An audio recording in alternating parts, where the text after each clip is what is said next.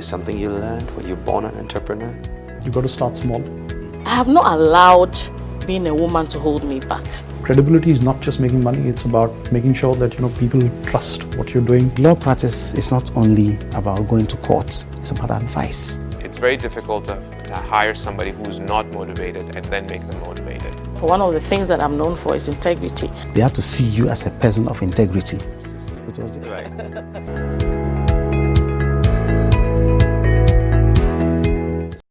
Hello and welcome to the Executive Lounge with me, Inshira Ado. This is your thought leadership show that brings you nuggets of insight from the lives of men and women who've scaled the rather daunting heights of starting their own business or managing institutions here at home and around the world. My guest today is a celebrated thinker, a strategist, and a man that's passionate about the continent and of course about Ghana. He's the lead partner or managing partner at Confidants and also the chief strategist at the Afro Champion Initiative, a framework or an initiative that is looking at how Africa can leverage its resources, being people, goods and services, and to grow the continental economy. Michael Kottoh, you're welcome to the Executive Lounge. Thank you, Inshira. This is a pleasure to join you. It is a great honor to have you, especially with the impending start of the AFCFTA, the African Continental Free Trade Area. Before we get into that, let's get to know a little bit about you. Was this the plan to be a thinker and be in the space you operate? What was the journey? I mean, well, it wasn't well planned, to be as such. But if you are a person of my kind of background, which is research and policy and strategy, you tend to end up in this sort of space. So I've worked in the last 13 years or so, policy research, management consulting, done a lot of advisory work, investors, multinationals, international development organizations, that sort of work. Okay.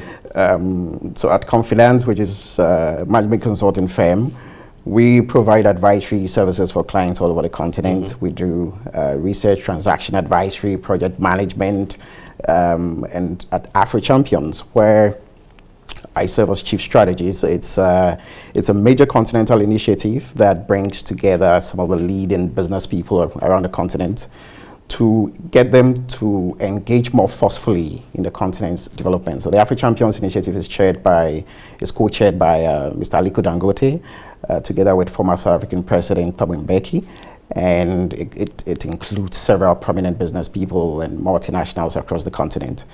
The key objective is to recognize that in our pursuit to transform this continent, we cannot do it without the African private sector.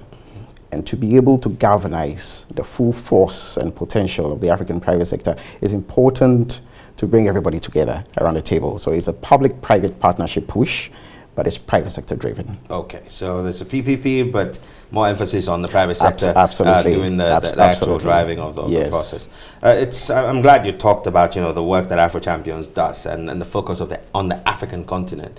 There's no such a time as the time we're in now to really do something continental, especially with the Continental Free Trade Agreement, an area taking effect in July of this year.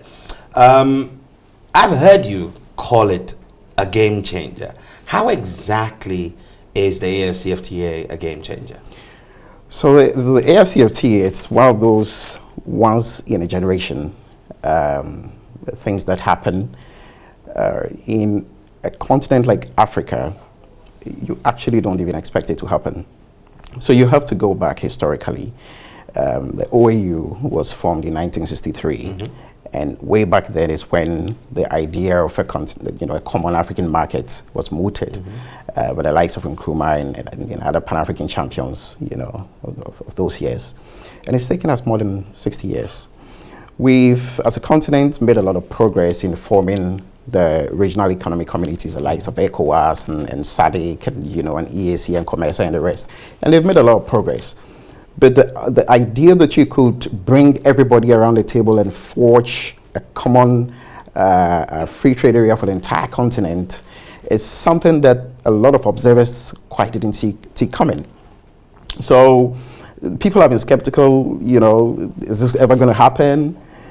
What would shock you is that the CFTA process, if you put it in the context of the history of free trade agreements globally, is actually the fastest free trade agreement process that we've ever seen globally in history. As in from its inception to signing, to ratification, to coming into force. Wow.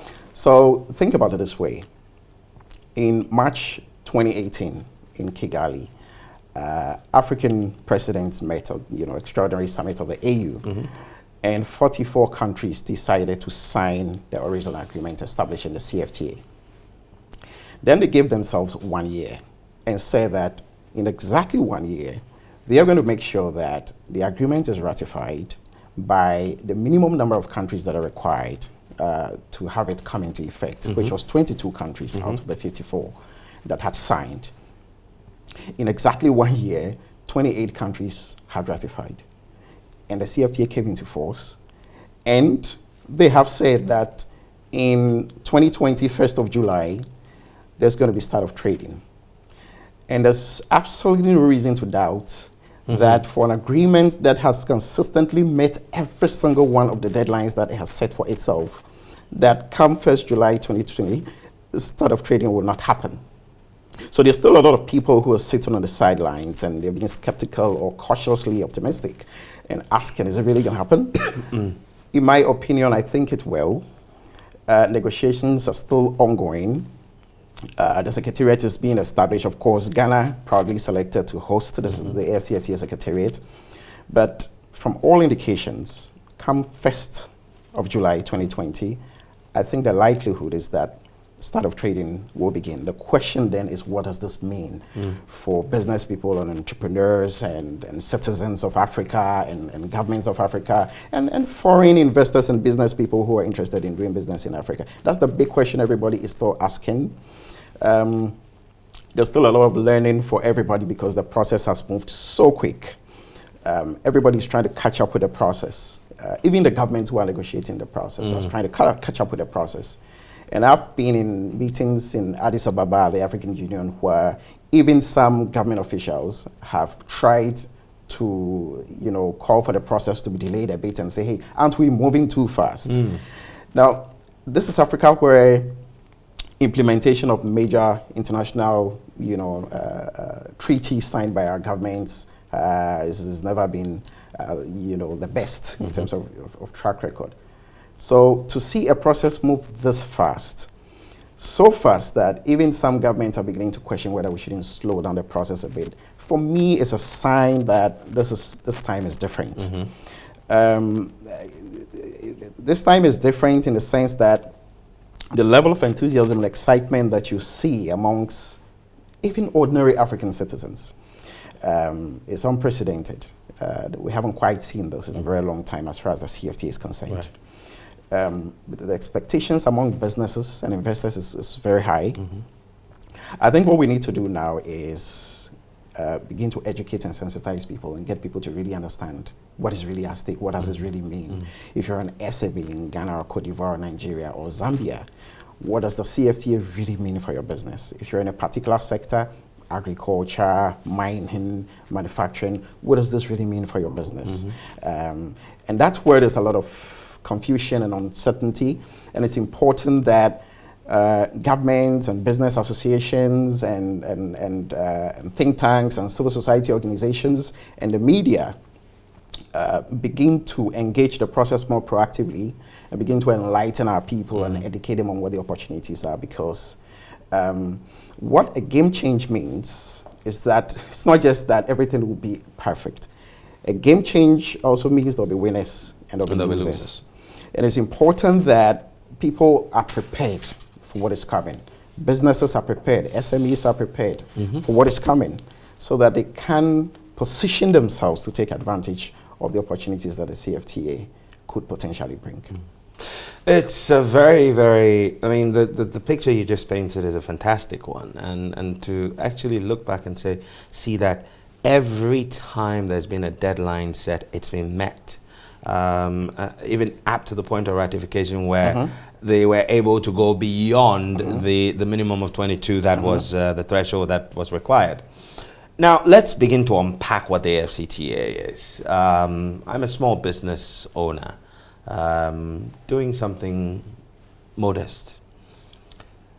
Africa's continental population should hit over 1.8 billion. Yeah. 1.2 at the moment. That's right. So we're looking at over 1.8 billion in the next 10 years. Yes.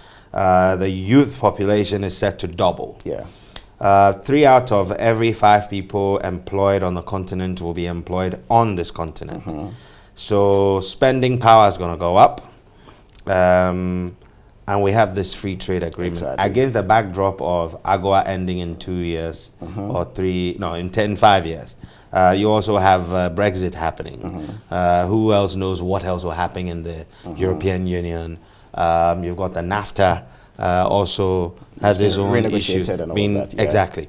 So what exactly does the AFCFTA mean to me, the small business operating in some small corner in Ghana?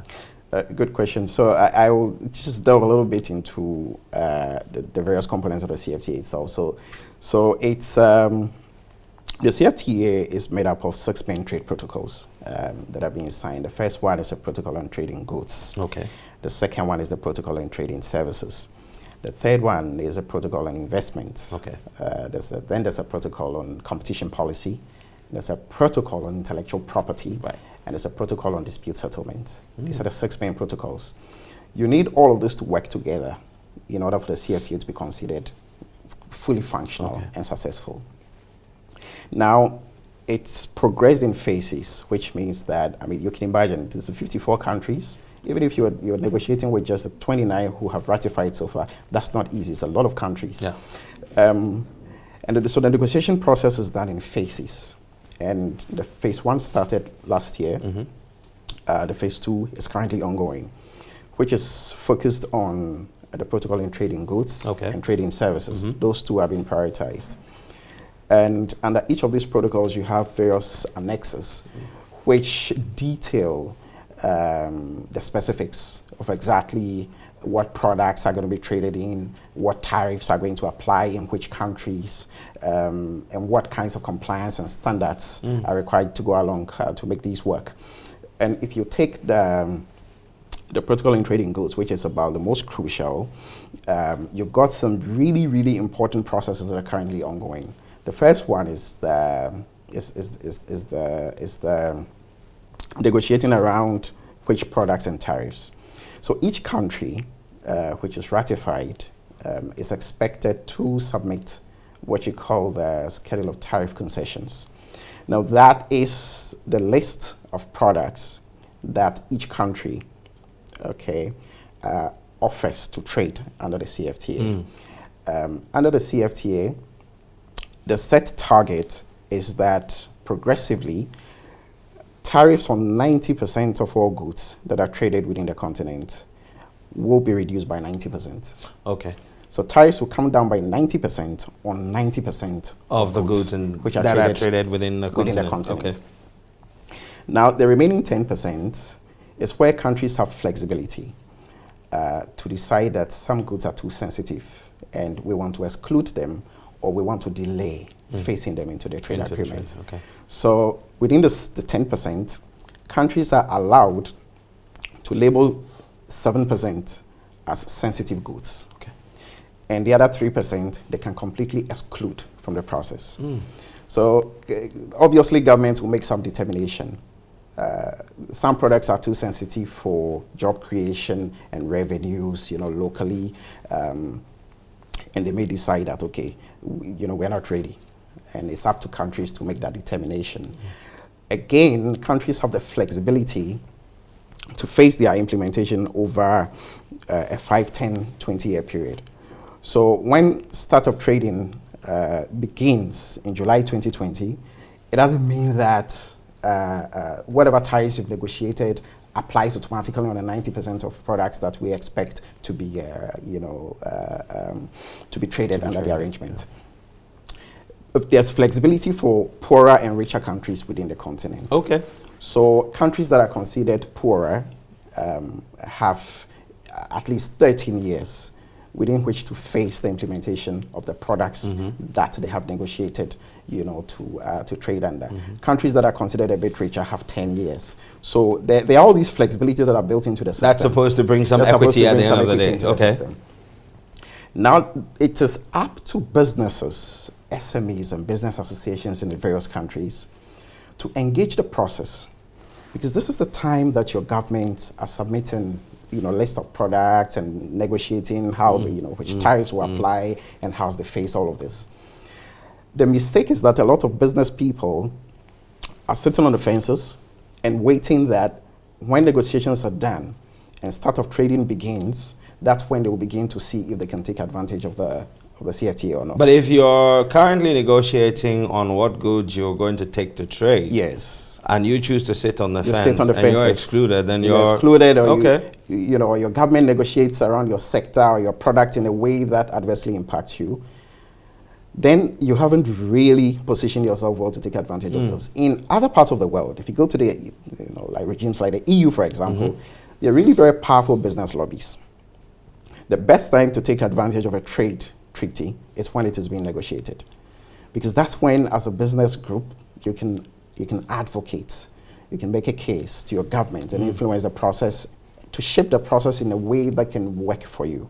So it's important, and I'm not sure that a lot of business people and business associations around the continent are being proactive with the process. What you hear is a lot of business people saying their governments are not consulting them in the negotiating process, and that is largely true. Okay. The quality of consultations have not been the best. But who should be waiting for who? Should government be looking for these people? So it should be both ways. Right. Governments have a responsibility to make sure that the constituents that you are negotiating for, you are consulting them in that process. Okay. And also for you as a government to be able to negotiate properly, your negotiation has to be informed by businesses, because governments don't trade. True. It's businesses that trade. So you're negotiating for people who are going to trade, for companies that are going to trade. Their input. You need their inputs. So that's important. Now, the other risk with governments negotiating with minimal consultation is that their decisions around, which products to negotiate on and how to do it tends to be determined by considerations that may not necessarily align with the long-term strategic interest of the country or the private sector. So, for example, a lot of governments in the short term are typically very concerned about the potential impact on their revenue, import duties, and that sort of thing. Whereas over the long term, those may not necessarily be the most important. You've got to think more broadly about the country's comparative advantage, areas where you want to build competitive advantage, and there are certain strategic industries and businesses and companies in your economy who have what it takes to be the anchor for the company in terms of how it takes advantage of the AFCFTA. Right. So governments need to think more broadly, and they need to consult. But businesses also need to be proactive. If governments are not consulting you properly, you need to be proactive and you need to get involved. So that's the first point. It's important for businesses in Ghana, all over the African continent, to engage the process. Okay. That's number one. Number two is that businesses need to begin to fashion some sort of strategy. It's extremely important. And for businesses, whether you're an SME or whether you're a multinational, your strategy could be a defensive strategy or an offensive strategy. A defensive strategy means that as a business, you've decided that your priority is not necessarily to expand into other countries once the CFTA takes effect. Your priority is to hold your local market positioning. You want to maintain your local market share. So you have a defensive strategy. Because once the start of trading begins, companies and businesses from other parts of the continent are going to get access into your market. So you may decide that, okay, for now, I'm not ready for expansion into other countries, but I just want to have a defensive strategy. On the other hand, you may decide to have an offensive strategy. Which is that go out into the CFTA world. has started, 29 or 30 countries are immediately at play. I want to play in this market, and this is my strategy. And you begin to research these markets even before the start of trading. It's important. Or you could combine both the offensive and defensive strategy and say that I want to hold my local market share and I want to add to it by expanding to other countries. So it's important. And how you fashion the details of all these strategies is a lot of work, but businesses and companies need to begin to think through these. The third one is that businesses, to be able to do this, would need to begin to discard the whole notion of one person business, one man business. What it takes to expand across Africa and capitalize on opportunities next door in other neighboring countries is something you quite frankly cannot do by doing business as usual in the way that a lot of African business people do. Right. So strategic partnership and alliance building is going to be extremely important for a lot of business people who want to fully optimize and take advantage of the AFCFTA. It's important. You have to discard this notion of one-person business. You have to build alliances. Build alliances locally and begin to look for business partners in other sister African countries and begin to build partnerships around logistics, around distribution, and there are all kinds of things. You don't necessarily have to go and set up operations in another country. But if you identify strong partners in other countries, you can do a lot. The next thing businesses should do is begin to appreciate that the AFCFTA is not just about trade. The opportunities at stake go way beyond trade. I mean, you did say that the protocols, the 6 protocols included. There are 6 protocols, but the protocols themselves are designed around trading goods and services. They're designed to complement trading goods and services. So the AFCFTA agreement itself, as it's assigned, is essentially focused on trade in goods and services. But you're saying that there's a little more to it. But I'm saying that if you're just looking at the agreement as it stands, you're missing the bigger picture. Okay. Because in order for the CFTA to work, you need other preconditions. It's extremely important. The first one is transportation and connectivity. Yeah. You need the roads, you need the rail, you need the air transport networks in order to move the goods and the people who even cross-border payments. Cross-border payments and communication networks. So connectivity in that sense is not just transportation, it's also payments, it's also communication and other kinds of connectivity. So you need connectivity, both hard infrastructure and soft. It's extremely important. The second one is that you need the factories to produce, to manufacture, to process the goods that we're going to trade. Otherwise, we've only built a free trade, continental free trade area for the Chinese and the Indians and the Europeans and the Americans to bring in their goods or to come and set up their factories here to benefit from it. So these are extremely important preconditions that must be in place in order for the CFTA to work. In other global regions like the EU, for example, by the time they were setting up their common market, the transportation and connectivity infrastructure was already there. The factories were already there, they are already industrialized. All they had to do was sign an agreement that brought tariffs down and allowed for the free movement of people. And then it eased the barriers to trade, and then trade increased. In the case of Africa, we created the world's largest free trade area, but much of the transportation and connectivity infrastructure that is necessary for the trade to happen does not exist. And the factories and the value addition and industries to produce the goods for us to trade in also do not exist. So a lot of people are looking at this and being skeptical and saying, if you don't have the connectivity and you don't have the factories, how can a CFTA work? Actually, these 2 problems are a reason to be even more optimistic about a CFTA because they are opportunities. Okay. Building the factories, that's a huge opportunity. It's a huge opportunity. Building the infrastructure, the connectivity, that's a huge opportunity. Okay. So you would have to understand that the CFTA has 3 main keys. For every business people thinking about this, there are 3 main keys to opportunities from the AFCFTA. The first key is that the AFCFTA could potentially unlock an intra-Africa trade revolution. Okay.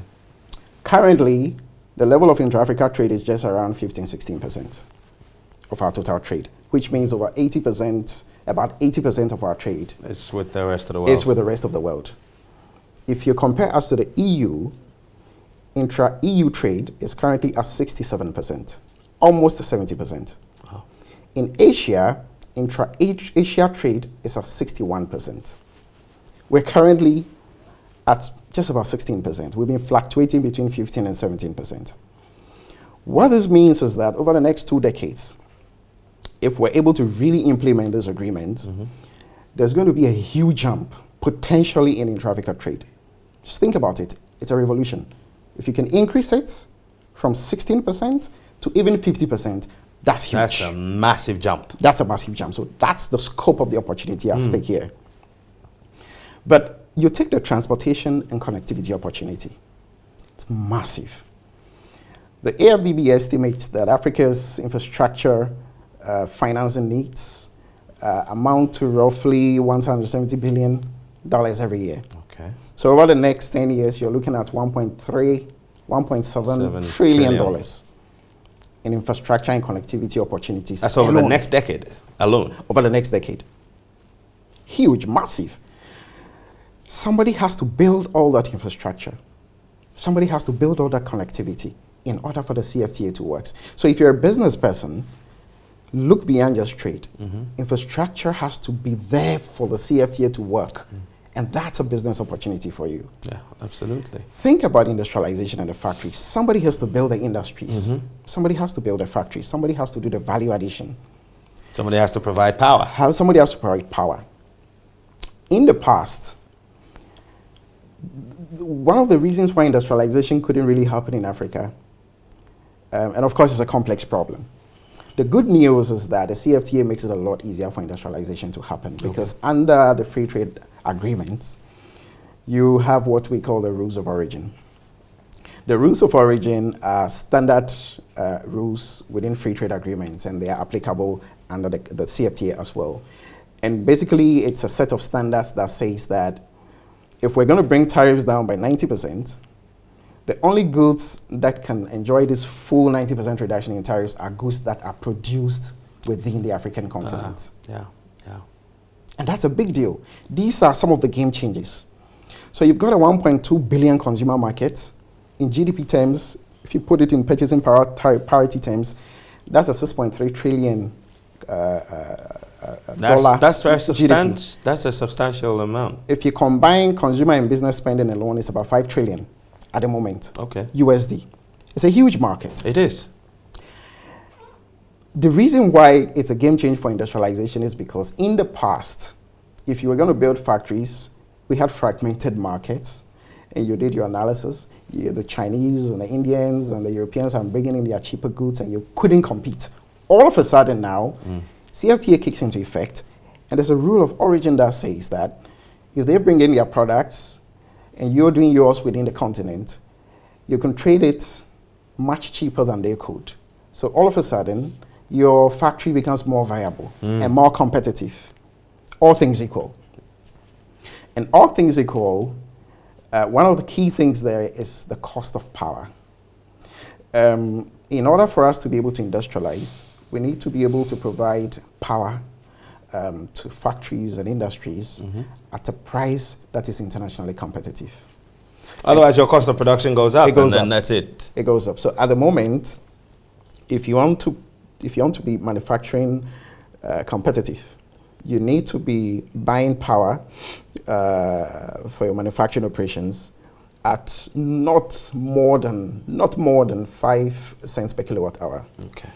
In most African countries, companies are buying power at more than 10, averaging 13 cents per kilowatt hour. So you can't compete. So one of the other key things is that we need to be able to make electricity and power available for industrialization. So that's another opportunity. And to be able to make that happen, you need to bring in private investment from all over the world, from Africa, everywhere. So the opportunity is big in that sense. And so business people really need to look at the CFTA from this broad scope. It's not just trade. It's also the opportunity, to invest and solve all these problems. That's right. And so for business people around the continent, it's important for this dialogue to be ongoing. At the moment, we're not seeing the conversation, we're not getting the right level of conversation. There's not the right level of understanding among a lot of business people. A lot of business people are still very unsure and very uncertain. And so it's important. It's important that we have more of these dialogues and more of these conversations for people to really understand the full scope of the opportunity at stake. Okay, well, thank you very much, Michael. And on that note, we're going to take a short break. And when we come back, we'll bring you more on the Executive Lounge with my guest, Michael Kottoh.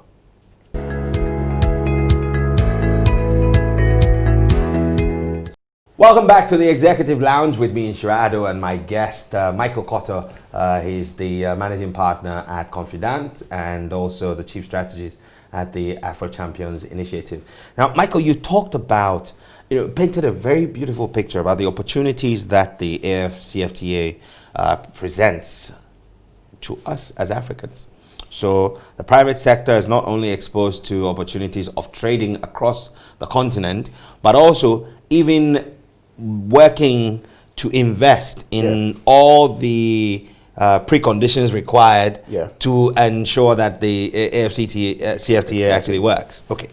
Now, at Afro Champions, you and your team have done something remarkable, which is to put together some kind of a framework within which these successes can be achieved. Help us appreciate what this is.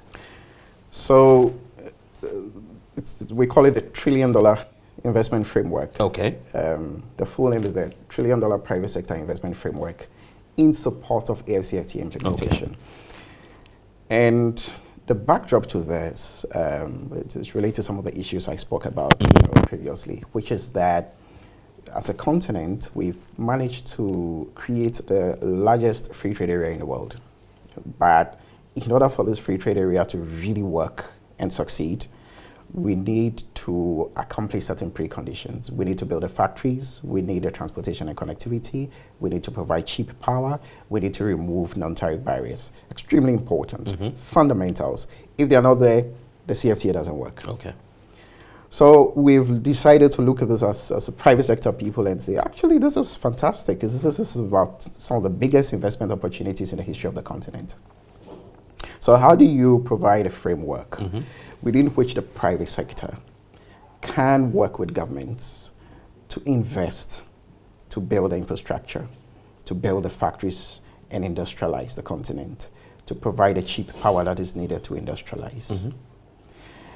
The wonderful thing about the CFTA is that it does what a free trade area is supposed to do, which is that it focuses on all the protocols I talked about, trading goods and services. But what about linking the CFTA to the investments that are required in the industrialization and in the infrastructure provisioning? What a $1 trillion investment framework has done is to situate the CFTA within a larger investment framework so that if you're a business person in anywhere in this continent, you could look at the CFTA from a bigger perspective.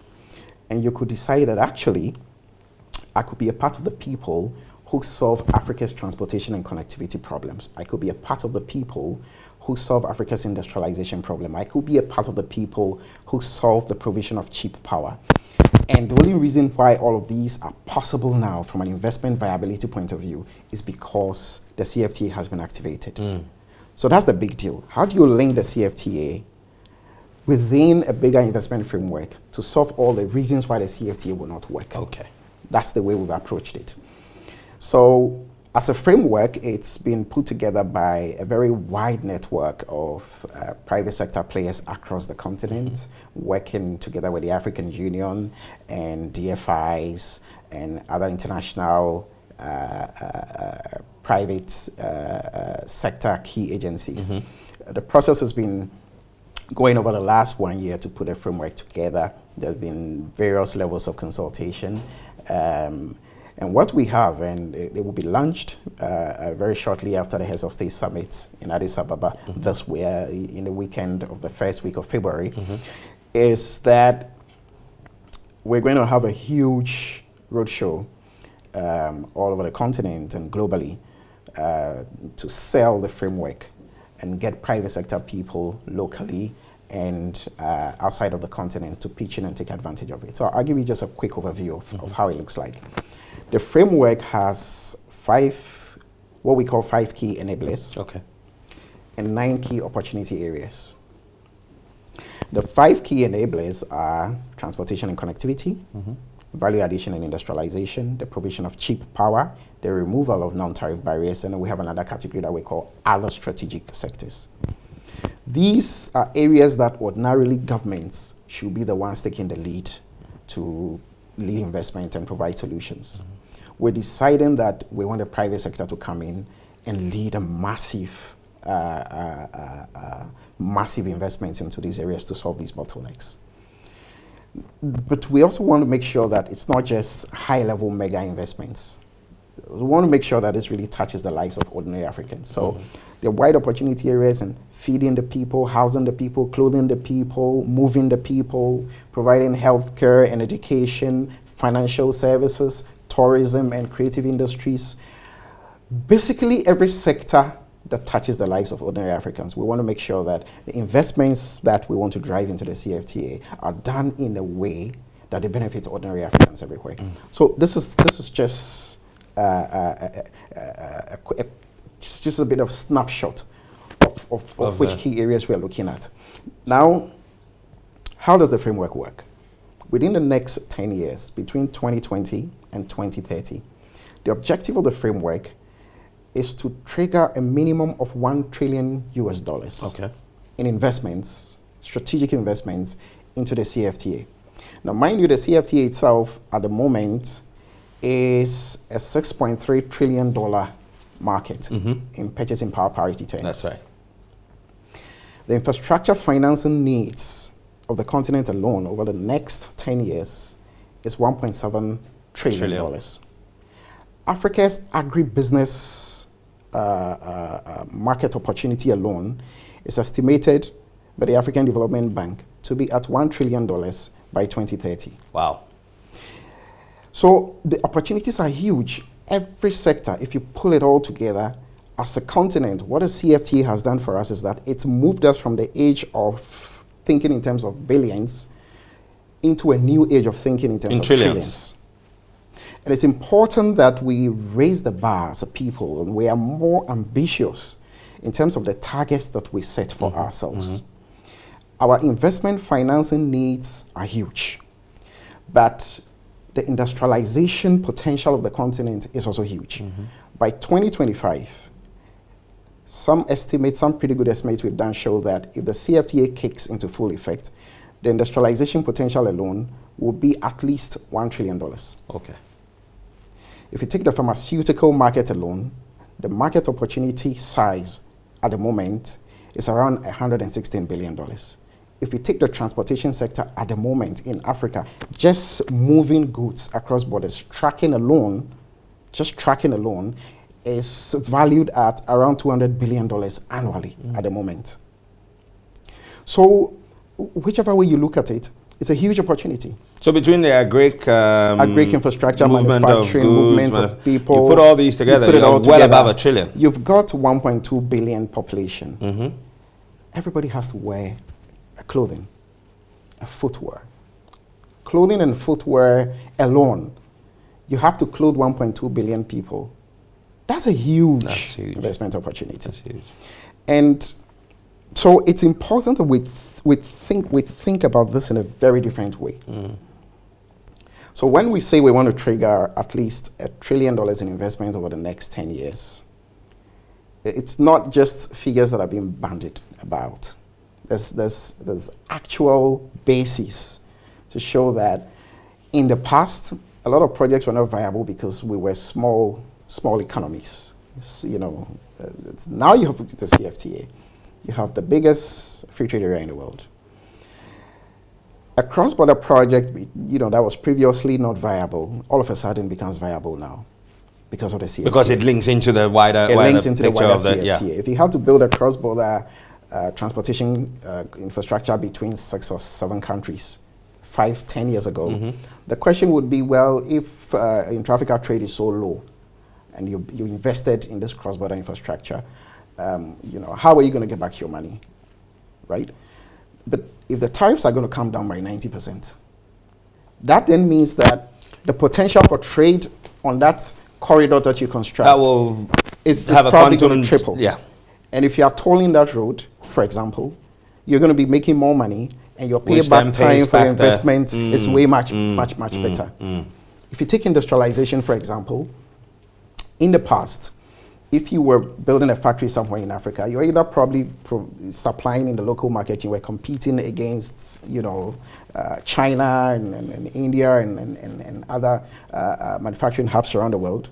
Now, all of a sudden, you've got a CFTA that says that products that are manufactured within the continent are going to be traded within the continent at a tariff level that is substantially lower than if they're coming from outside the continent. So all of a sudden, building factories in Africa become a viable venture, not just because of the rule of the rules of origin, but also because you've got a 1.2 billion market to supply to.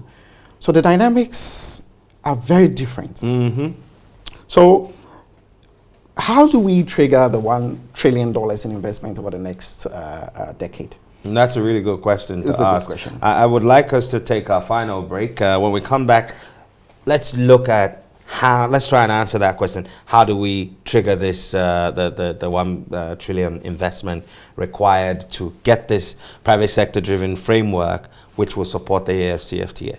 Stay tuned. This is the Executive Lounge. We'll be back with more.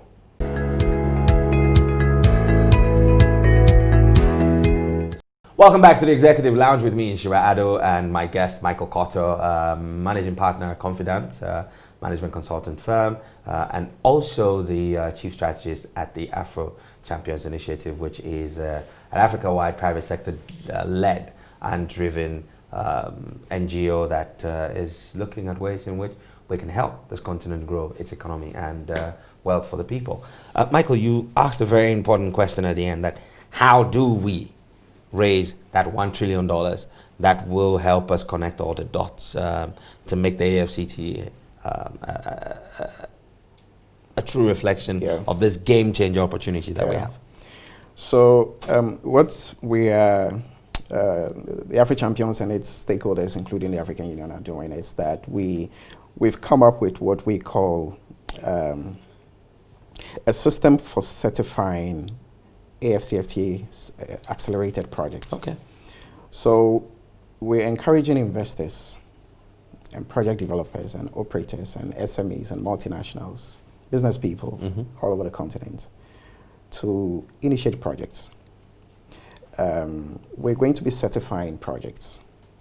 Projects that meet a certain certification criteria will be certified as CFTA certified investment projects. Okay.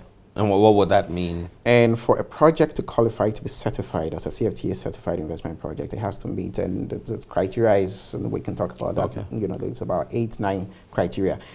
The key ones among them is that, number one, it must be a cross-border project, or it must feed into a cross-border value chain in the continent. So if you're building a factory in Ghana, you should show evidence that you are feeding this into a regional value chain. So it's either you are sourcing the supplies from another, country within the continent, or you are linking up either intermediate inputs or supplying it into other markets. So there has to be evidence.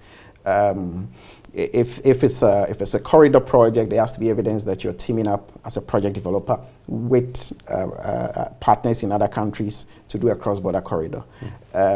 So this is just an example. It has to be a cross-border project, or it has to feed into a regional value chain, even if it is locally based.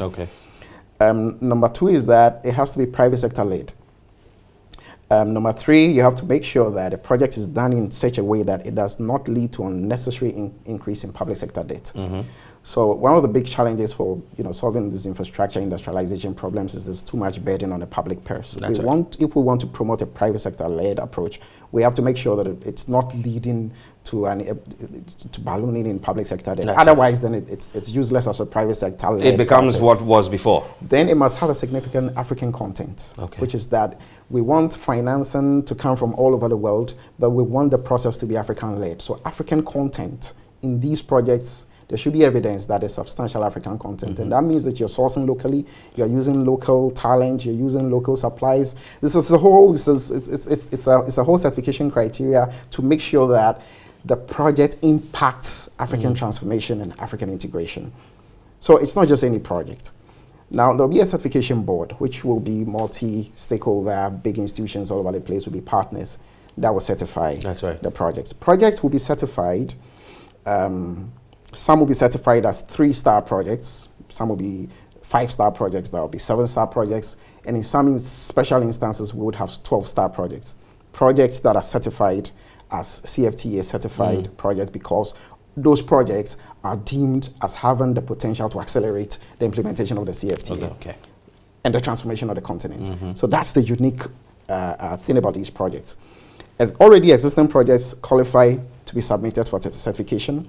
So a lot of the already existing projects by private operators and developers and multinationals and SMEs can be submitted. But new projects can also be conceived that do not currently exist, and those can also be submitted. When projects are certified, what's the point? What makes a project that has been certified special? What we're doing is that we're mobilizing financing partners who control up to $10 trillion in assets under management within the continent and globally. And we've currently been able to mobilize initial interest and commitments of partners who control up to about $4 trillion in assets under management already. Wow. So this is a process that is moving very fast. Very fast. These are financing partners everywhere who are signing up to the framework initiative. And their commitment is that because the projects that are going to be certified are projects that have extraordinary potential to fast track the success of the CFTA and the transformation of the continent, we are committed to financing these projects. Not just because we want to do good, but because there's also evidence that because we are investing within the biggest free trade area in the world, 1.2 billion markets, 6.3 trillion GDP in PPP terms, this is also a viable investment. So these global financing partners and major mega African financing partners are not coming on board simply because we're saying CFTA is good, so you come and finance CFTA. There's a clear evidence that this is something that will bring value. For the first time, the coming into effect of the CFTA also makes all of these projects commercially viable. But it's also just extraordinary to be a part of the financing partners who made a commitment and said that we're not just interested in any projects, but projects that are unique to the continent's transformation. So that's how it works. Now, there's the government side. Just as we're signing up financing partners to be a part of the initiative, we're also signing up governments, African governments, to be a part of the initiative. And the commitment the governments make as signatories to the initiative is that they're going to prioritize CFTA certified investment projects, which is extremely important. Because what project developers and project promoters need are two main things. The governments prioritize and fast track regulatory approvals and licensing processes and cooperation that is required. And that financing partners also come on board and disburse financing much more quickly. No matter how well structured your project is, if you're not getting government support, there's no way that financiers will come on board. And it will defeat the purpose of the whole framework, because you need it to accelerate the CFTA. Exactly. And mind you that because we're going to have having cross-border projects, it's important to encourage cross-border cooperation amongst governments. So when governments sign up to this, they're also signing up to say that if a project is between 6 countries, we're all aligned. We're all aligned. We're all prioritized, because if one partner doesn't facilitate the process, it is stalled. So in a nutshell, this is a bit, how it works. Wow. The idea is that when projects are certified, if we certify a project and it kicks into process, there's a monitoring process, implementation monitoring process that is monitoring all projects and reporting on them every year, and awarding scores again to projects according to how well they are being implemented. Mind you that there's a certification criteria. That's right. If you got your project certified as a 5-star CFTA certified project, And because of the certification, you were able to get government prioritization, and financing partners came on board. But you started implementing the project, and we were monitoring and realized that you were not in compliance with the certification criteria for which you've been certified. We could revoke the certification. So we've designed a framework in a way to make sure that you can take advantage of it to do whatever you want. There's a reason why there is a certification criteria. There has to be African content, for example. If you're not sourcing locally, if you're not using the right African resources, we can revoke, or we can... Because otherwise the opportunity we're supposed to... Make sure. So it's designed to monitor and make sure that the investments are done in a way that actually impact and transform Africa. It's extremely important. And there's not just the monitoring of the implementers, it's also the governments who have signed up. The financing partners and all kinds of stakeholders who have to work together to make sure that, you know, this ecosystem of investments that are required to make the CFTA succeed are actually happening, and they're happening very quickly. Another criteria is that projects that are certified must be completed by 2030.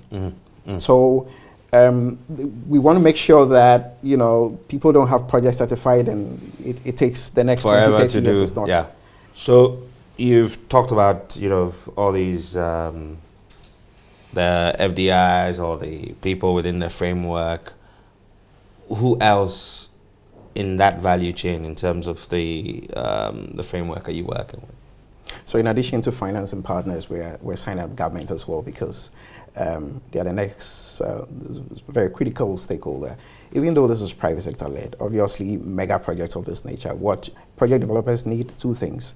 You need governments to prioritize the project, you need financing partners to come in and bring the financing. So we're signing up governments who are making a commitment to say that because these CFTA certified projects are of extraordinary potential to the continent's transformation and the success of the CFTA itself, they're committing to prioritize providing the right regulatory approvals and the licensing and all the other government commitment and support that is required for the projects to work. So on the one hand, you've got governments who have signed up to the framework to prioritize support for project developers. Then you've got financing partners who have signed up to say that, yes, we're willing to provide financing for these projects, not just because it's CFTA, but because it's also been backed by and prioritized by the government. By the governments. So you've got an ecosystem. You've got a unique ecosystem that's going to work to trigger this $1 trillion worth of investment over the next 10 years. And so the opportunity scope is really big. And if you're a small SME or, you know, medium scale investor in any African country, do not think that because we're talking about trillions of dollars, this is beyond you. Really, if you break it down, these are value chains and supply chains. You can always find a place and a niche for yourself. So it's not going to be a top-down process. This is really going to be a bottom-up investment process. Right. And just to emphasize again, the AFCFTA will not succeed if we leave it in the hands of governments. It's important to recognize that governments have done their part, which is to sign and ratify the agreement and make sure that it kicks into effect. The typical challenges we're going to have with implementation will always be there. There will be non-tariff barriers and stuff like that. You go across the borders, customs processes, it's always going to be there. What we need as citizens and business people in this continent is to take charge of this. The CFTA is not for governments. It's for Africans. We need to take ownership, seize control of the process. And the way to seize control of the process is begin to monitor the process, engage the process, and recognize that this is for us, it's a business opportunity for us. Once we do that, the success of the CFTA will be a domino effect. And that's part of what a $1 trillion framework is trying to achieve. Wow. We want to put business people and the private sector at the center of the CFTA process. Once governments finish signing and ratifying, we want business people and the private sector and African investors to take over the rest of the process of implementing it. Because governments don't trade, it's companies that trade. It's business people who trade. That'll do. Wonderful. Thank you very much, Michael. I really appreciate your time. I know there's a whole lot more we could talk about, but we'll make time and then plunder your fine brain for some more information on this. Thank you. We're truly grateful. Now, here are my 5 takeouts from this conversation. Number 1 is that every great journey, however daunting, requires you to take the first step. It's not promised that the AFCFTA will be 100% functional, but at least we started with 28 countries that have ratified this. It means that no matter what the challenges are, we'll be able to surmount them for as long as we start taking the steps. Number two, collaboration is a good thing.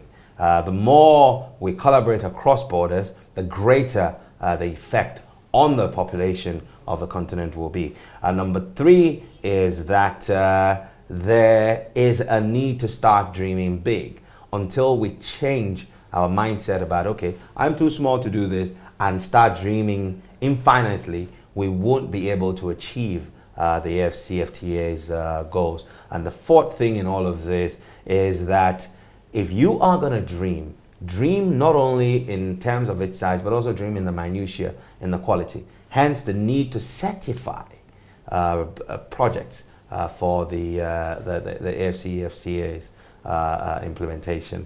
And the final thing is this, that the continent will benefit from all of this, and you and I have a role to play. So for as long as you're within a space, you are valued and you matter, and you must prove that value by playing your part in all of this. Thanks once again, Michael. Thank you. Thanks for having And me. to you for joining us on the Executive Lounge. Thanks to the crew and our friends at Villa Monticello. I would like to say adios. And until the next show, go forward, make rain. Shalom.